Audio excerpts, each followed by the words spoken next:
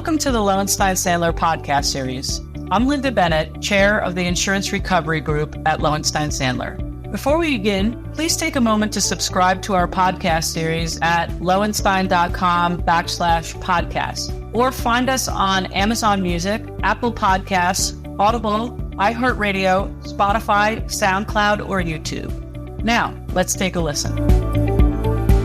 Welcome to Don't Take No for an Answer. I'm your host, Lynda Bennett, chair of Lowenstein Sandler's Insurance Recovery Group. Today, I'm very pleased to be joined by David Anderson, who is a vice president of cyber at Woodruff Sawyer. Welcome, Dave. Glad to have you back. Thanks for having me back, Lynda. I feel like we haven't done this in a minute, so good to be back in the hot seat. Well, I'm glad to have you back to talk about a very important topic that really doesn't get enough attention as we talk about cyber insurance, and that is the risks that are associated with operational technology. Over the last several years, there's been a ton of discussion around cyber attacks and their impacts on companies' information systems, aka IT systems. But it's just as important for businesses to understand the cyber risks associated with their operational technologies, or OT systems. So Dave, why don't we start by having you tell us about what are the differences between IT systems and OT systems, and how common is it for businesses to face a cyber attack or other cyber event on their OT systems? Yeah, Lynda, happy to. I think that's the best place to start because this is often not thought about when people are buying coverage. IT systems or information technology systems are really the computer systems that you have to store customer data, your accounting operations, even the laptop that you use, Lynda, on a daily basis to help your clients out. That's all considered IT. It's information technology. It's a means to access information, right? Operational technology is a pretty large umbrella, sort of catch-all name, if you want to call it that, but can include specific systems like building management systems for real estate and property managers, industrial control systems for HVAC, oil pipeline, etc., that controls valves and pressure gauges, etc., or SCADA, which is, I don't remember what the acronym stands for, but it's definitely a well-known operational technology system. And basically the difference between IT and OT is OT uses a computer to interact with the physical world. It's doing something for you. It's making something for you. It's storing something for you at a specific temperature or humidity. And so I think the simplest delineation between IT and OT is that OT touches the real world. Got you. Now, there are some risks associated with cyber attacks. What are some of the risks that are associated with cyber attacks on OT systems? It sounds like we have a couple of different buckets of types of loss that companies could experience. So why don't we cover those? If you could imagine a Venn diagram of IT risk and OT risk, there are several commonalities between those two types of systems. You still have the risk of a ransomware attacker or even a fat finger system failure event, either disrupting the operational technology machine itself, messing up its source code. It can get a virus just like your laptop can. It's still fundamentally a computer with a processor and memory that just runs through lines of code. But instead of putting a PowerPoint together, it moves a little arm that fastens the door to your car when it's in manufacturing stages, right? So you have traditional network interruption exposures in so much that a malicious event or a system failure can bring down your operational technology systems. You have the same sort of restoration and reprogramming costs that you might otherwise face in regular server or laptop if it was wiped or if the data or operating system was corrupted. The unique risk for operational technology versus information technology is the consequences of those machines going down, right? So you have pretty basic operational technology if you have a smart thermostat in your house. And then there's very sophisticated operational technology that puts together the wafers for microchips that deals in margins of error 1/1000th of human hair. And so if you have a corruption in the programming, malicious or non-malicious, if you have a network event that brings down the ability for those operational technology components to communicate and do their job, the consequences of that then impact real world things, whether it's raw material, temperature sensitive material, building management things like escalators, elevators, heaters, etc.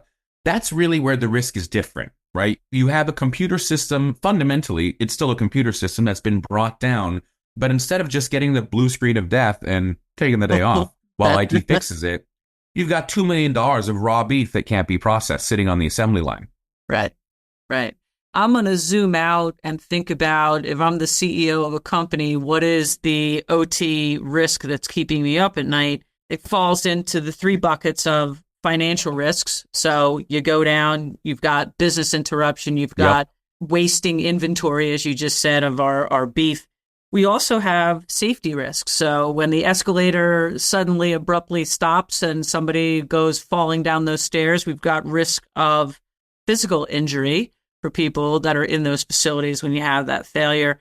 And then, of course, we have the physical damage, right? So like one of the things that I've thought about are these pipelines, that now use this or that can unexpectedly release materials into places, right? So we've got physical damage that can happen. So financial risk, safety risk, physical damage risk.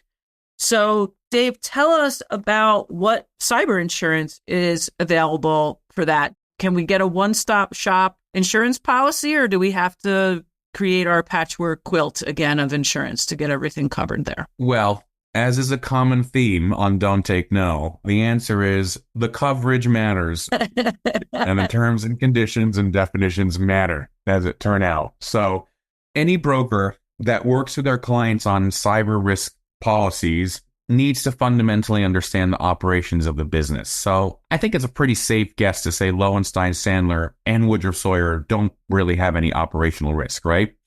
But if I'm dealing with either a large industrial conglomerate or a healthcare distributor or someone who's in the food processing business anywhere in that sort of supply chain, to be fair, you really need to get an understanding of where computers touch the real world.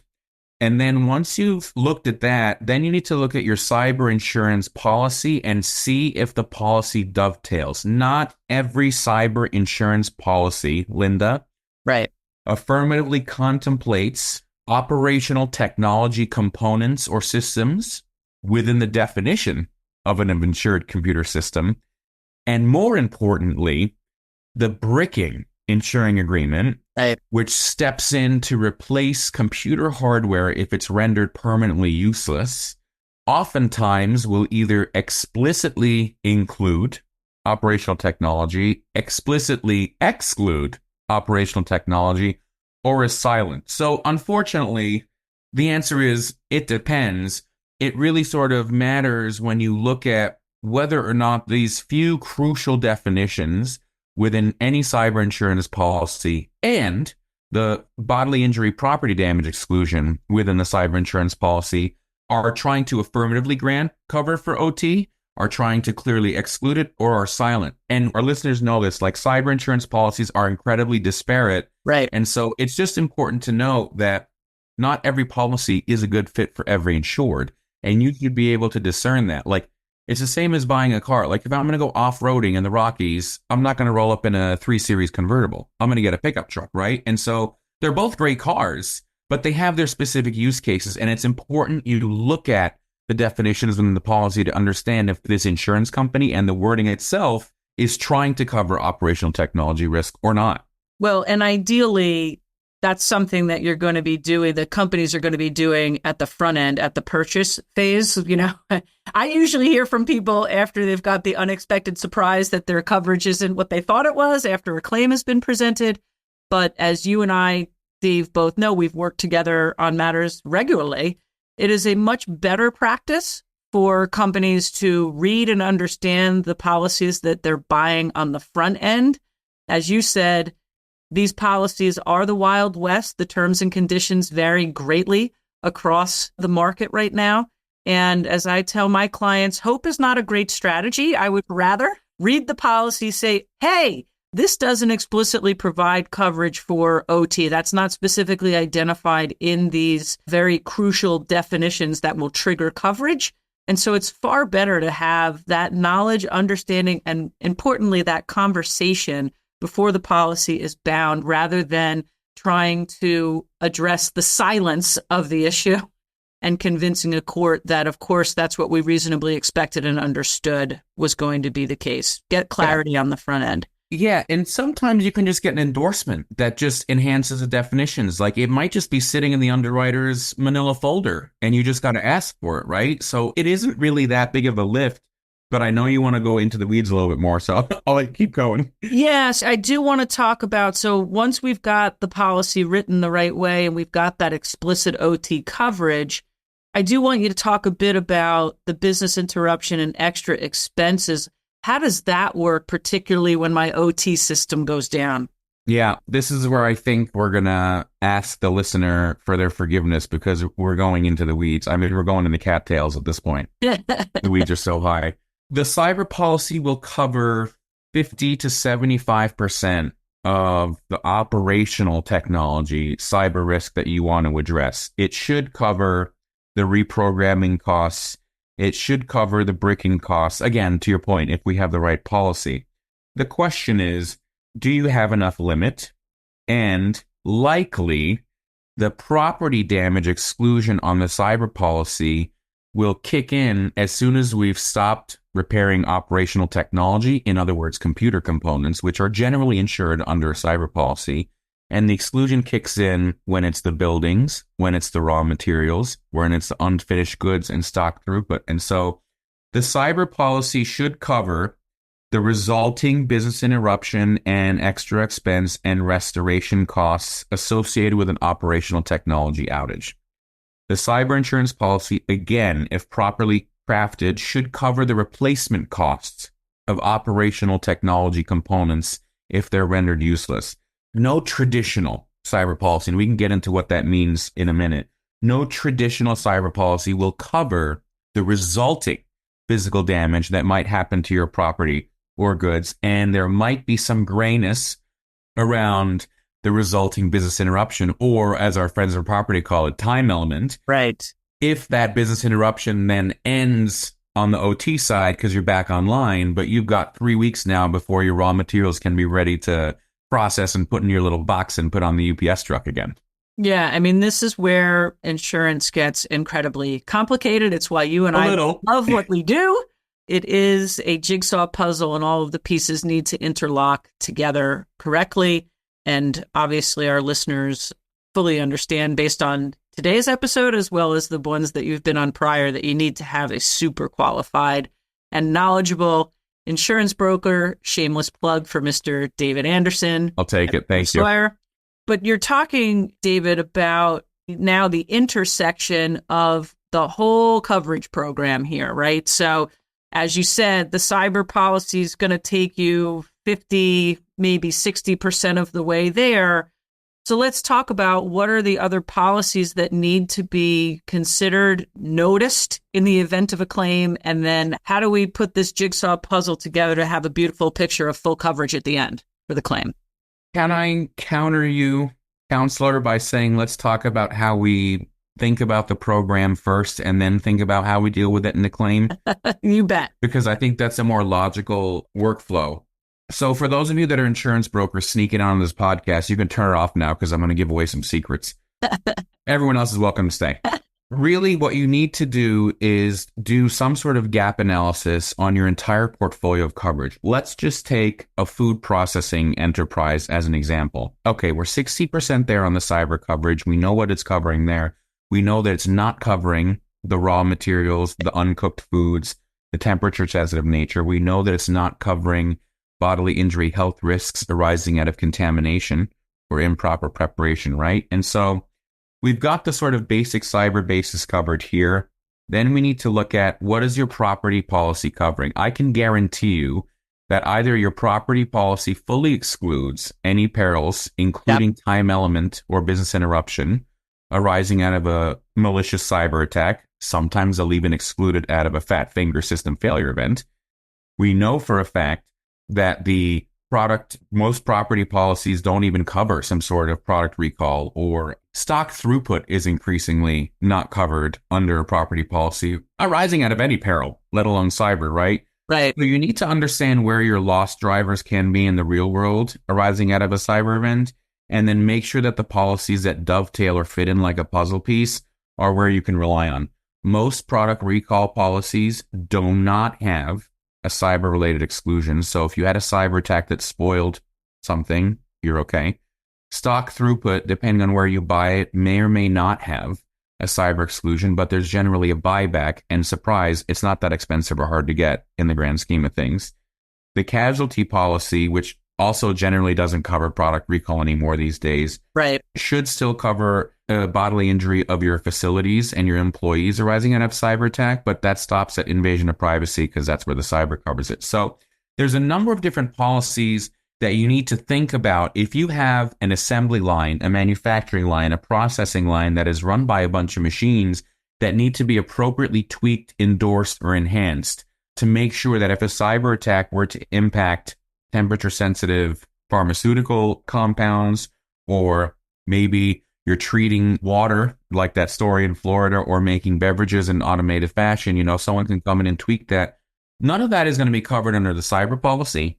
None of it's going to be covered on the property policy. It might be a product recall. It might be some other sort of distribution-related crisis coverage, but you need to understand that. And so that's where you know where to point to in the event of a claim, because you've done the gap analysis. You know where each bucket of loss arising out of that cyber attack fits, and you have contract certainty instead of hoping on silence. Right. To address those losses. And the market, Lynda, is actually trying to be more deliberate about this in terms of offering products that are specifically suited for cyber physical damage exposures. All right, Dave. Well, this has been fantastic. We are just about out of time. And as usual, you have been not only knowledgeable, but incredibly engaging and fun to have on the podcast. I want to wrap it up for our listeners. One, you obviously need a very qualified broker like Mr. Anderson to help navigate this incredibly complex web of getting coverage for OT systems under both your cyber policies and under your traditional policies. I am duty bound on Don't Take No for an Answer to say that in the event that you do have a claim, you need to notice broadly, early, often, and carefully look at the coverage position letters to try to put that puzzle together to make that beautiful picture of full coverage for the claim. But thank you, Dave, for coming on. As always, it is a pleasure to have you, and we look forward to having you come on back soon. Thanks for having me, Lynda, and talk to you later, Team Lowenstein. Thank you for listening to today's episode. Please subscribe to our podcast series at lowenstein.com/podcast, or find us on Amazon Music, Apple Podcasts, Audible, iHeartRadio, Spotify, SoundCloud, or YouTube. Lowenstein Sandler podcast series is presented by Lowenstein Sandler and cannot be copied or rebroadcast without consent. The information provided is intended for a general audience and is not legal advice or a substitute for the advice of counsel. Prior results do not guarantee a similar outcome. Content reflects the personal views and opinions of the participants. No attorney-client relationship is being created by this podcast, and all rights are reserved.